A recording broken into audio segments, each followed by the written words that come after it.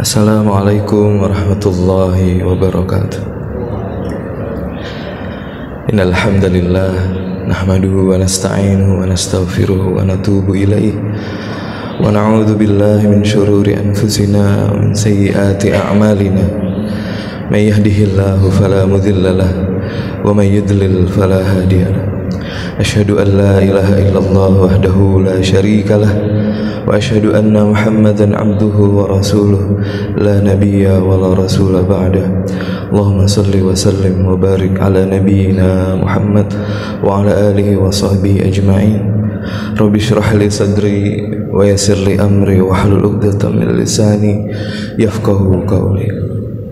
Alhamdulillah, segala puji hanya milik Allah Subhanahu wa ta'ala yang masih saja terus tak henti-hentinya memberikan nikmat dan kebaikan kepada kita semua. Semoga kita semua digolongkan oleh Allah sebagai hamba-Nya yang bersyukur dengan cara mengakui bahwa semua nikmat dan kebaikan itu asalnya dan sumbernya dari Allah Subhanahu wa ta'ala semata, bukan karena kebaikan-kebaikan kita. Salawat serta salam semoga selalu tercurah kepada baginda Nabi Muhammad sallallahu alaihi wasallam. Inilah yang beliau sebut akhir zaman di mana jarang sekali nama beliau disebut di luar salat dan di luar masjid. Semoga kita dan keluarga tidak pernah melupakan Nabi Muhammad sallallahu alaihi wasallam. Yang saya muliakan para orang tua kami, para guru kami, para alim ulama, para ustadz dan muslimin dan muslimat yang dirahmati oleh Allah Subhanahu wa ta'ala.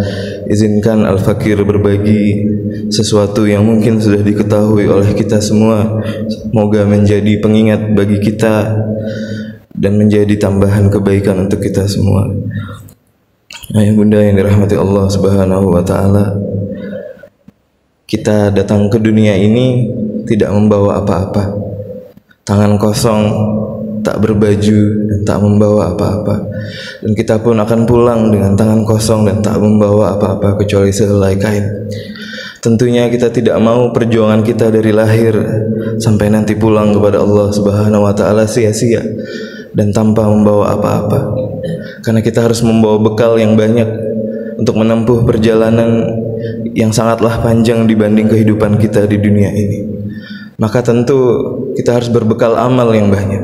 Namun terkadang kita lupa bahwa amal yang kita kerjakan bisa jadi sia-sia tanpa satu amal yang jarang sekali kita perhatikan, yaitu amalan hati. Ayah bunda yang dirahmati oleh Allah Subhanahu wa ta'ala, sederhananya di dunia ini kita lebih sering sakit hati daripada sakit badan. Itu sangat kita rasakan karena memang dalam hidup kita lebih sering menggunakan hati daripada fisik. Bahkan saat tidur pun hati kita masih merasakan sesuatu, terbawa ke mimpi dan lain sebagainya. Maka penting rasanya kita memperhatikan hati ini, karena terkadang kita menghakimi seseorang soleh itu dari fisiknya, dari badannya, dari seringnya dia ke masjid, dari seringnya dia bersedekah. Padahal ada amalan yang lebih agung dari amalan fisik, yaitu amalan hati itu sendiri. Sederhananya Nabi menyampaikan dalam hadisnya, ala inna fil jasadi mudghah, sesungguhnya ingatlah di dalam diri ini ada segumpal daging, yang apabila daging itu baik maka baik semuanya, dan apabila daging itu rusak maka rusaklah semuanya. Tidak lain tidak bukan itulah hati. Nabi ingin menyampaikan kepada kita semua bahwa hati adalah raja yang memerintah kepada semua prajuritnya, yaitu anggota tubuh. Apabila hatinya baik maka baiklah semua perbuatannya, apabila hatinya rusak maka rusaklah semua perbuatannya. Ayah bunda yang dirahmati Allah, amalan hati dalam Islam sangatlah agung.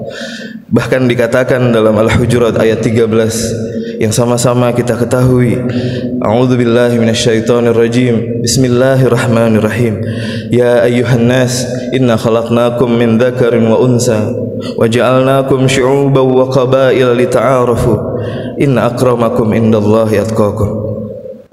Wahai manusia, sungguhnya kami menciptakan kalian dari laki-laki dan perempuan dan menjadikan kalian berbangsa-bangsa dan bersuku-suku Allah menegaskan di sini dan harus kita garis bawahi. Sungguhnya yang paling mulia di antara kalian semua adalah yang paling takwa. Takwa, kata Nabi, hahuna, di hati, tidak terlihat, tidak juga bisa dilihat dari perawakan kita, dari fisik kita, namun dari hati kita. Nabi menambahkan, sungguhnya Allah, innallaha la yanzuru ila ajsamikum. Allah tidak melihat kepada perangai, perawakan tubuh kita, tidak melihat kepada fisik kita, wala ila suwarikum, dan bentuknya, tampannya, walakin yanzuru ila qulubikum wa amalikum. Namun Allah melihat kepada hati-hati kalian dan amal-amal kita. Ayah bunda yang dirahmati oleh Allah Subhanahu wa taala, seorang ulama mengatakan, boleh jadi amalannya kecil namun pahalanya menjadi besar karena faktor niat. Di setiap buku hadis yang sahih selalu diawali dengan hadis tentang niat. Karena jika salah niatnya, maka salah alamat amalnya. Niat ini menentukan sampai atau tidaknya amal kita kepada Allah Subhanahu wa taala. Niat adalah amalan hati, juga tidak terlihat. Karena ini adalah sesuatu yang sangat penting. Memperbaharui niat. Saat kita sholat, niatnya apa? Apakah kita menyembah Allah atau menyembah diri kita sendiri? Bisa jadi saat sholat kesombongan diri lebih muncul daripada menundukkan diri di hadapan Allah Subhanahu wa taala. Kita sholat namun tetap bersandar kepada diri dan kehebatannya tanpa melibatkan Allah Subhanahu wa taala dalam setiap urusan kita. Ketika terjadi masalah, kita lebih memaksa Allah untuk cepat selesai, namun tidak memohon kepada Allah, ya Allah, berilah ketenangan ketika hamba menghadapi masalah. Karena masalah sudah Allah janjikan pasti selesai. Namun masalahnya kita butuh kekuatan, ketenangan, kesabaran dari Allah Subhanahu wa taala untuk menghadapi masalah-masalah dalam kehidupan kita. Niat adalah amalan hati. Bahkan dalam kehidupan kita sehari-hari, dosa batin itu lebih parah daripada dosa zahir. Lebih parah dari dosa zina, mencuri dan lain sebagainya. Tentu kita sama-sama menyadari bahwa dosa yang paling besar dan tidak diampuni oleh Allah adalah syirik. Syirik, sekali lagi ayah bunda yang dirahmati Allah, tidak terlihat. Itu adalah amalan hati. Namun jika kita mensekutukan Allah dalam hati ini, maka batal semua amal baik kita di dunia ini. Bahkan na'udzubillah, tidak akan pernah masuk kepada surganya Allah Subhanahu wa ta'ala. Begitupun kekafiran atau kufur, itu pun amalan hati. Ayah bunda yang dirahmati Allah, kita memohon kepada Allah agar dijauhkan dari dosa besar yang bernama kufur. Kemudian ada dosa hati yang sangat terkenal karena membuat syaitan hasad kepada Nabi Adam alaihi salam, sehingga terjadi dosa pertama dengan hasad tadi, bahwa syaitan dan iblis tidak rela jika Nabi Adam alaihi salam dan Hawa tinggal di dalam surga. Maka dosa ini membuat syaitan merasakan dirinya lebih baik daripada orang lain. Ini adalah amalan hati. Ana khairun minhu, kata syaitan, kata iblis, saya lebih baik daripada dirinya, daripada Nabi Adam alaihissalam. Dosa sehingga membuat syaitan harus terusir dari surga-Nya Allah Subhanahu wa taala. Ayah bunda yang dirahmati Allah, di dalam hadis Nabi Muhammad sallallahu alaihi wasallam tentang hasad, iyyakum wal hasada fa innal hasada yakulul hasanat kama takulun narul hatab. Jauhkan diri kita dari hasad, karena hasad bisa memakan amal baik kita sebagaimana api memakan kayu. Tidakkah kita takut bahwa amalan hati ini sangat penting? Bisa jadi amalan-amalan kita yang sudah sangat banyak itu habis hangus karena kita tidak berusaha mengelola dan menjaga hati, dan tidak berusaha memohon kepada Allah agar sekiranya menjaga hati kita lurus di jalan Allah Subhanahu wa taala. Kemaksiatan zahir seperti zina, minum khamr, mencuri, biasanya pelakunya menyadari karena itu amalan fisik. Terlihat bahwa dia mencuri, terlihat bahwa dia berzina, bahkan semua orang tahu, mudah bagi pelakunya untuk segera bertaubat. Namun amalan hati terkadang kita tidak menyadari. Seringkali kita melakukan dosa hati namun tidak menyadari kita sedang melakukannya. Ria contohnya, sesuatu yang sangat ditakutkan oleh Nabi karena itu adalah syirik yang paling kecil namun sangat berbahaya. Ayah bunda yang dirahmati Allah, orang dengan penyakit hati seringkali tidak menyadari, karenanya dia tidak bertaubat akan penyakit hati tersebut. Seringkali kalau dosa zahir, kita sering meminta ampun kepada Allah Subhanahu wa taala, namun tidak meminta ampun kepada dosa yang bersifat batin. Kita sombong, kita merasa semuanya berakibat pada dosa batin, namun terkadang kita tidak menyadarinya. Seorang ulama mengatakan, arba'atun muhlikatun lil abdi. Ada 4 hal, ada 4 kata yang merusak bagi seorang hamba. Di narasi yang lain mengatakan ada 4 kata yang membuat kita masuk ke dalam neraka. Ana wali, ana wa nahnu wali wa indi. Ayah bunda yang dirahmati oleh Allah Subhanahu wa taala, ada 1 kata yang pertama adalah ana. Ketika kita bilang ana, saya, keakuan, kita sudah menunjukkan kepada Allah Subhanahu wa taala bahwa kita tidak butuh kepada Allah. Ini kalau bukan aku, ini kalau bukan saya, tidak akan pernah terjadi.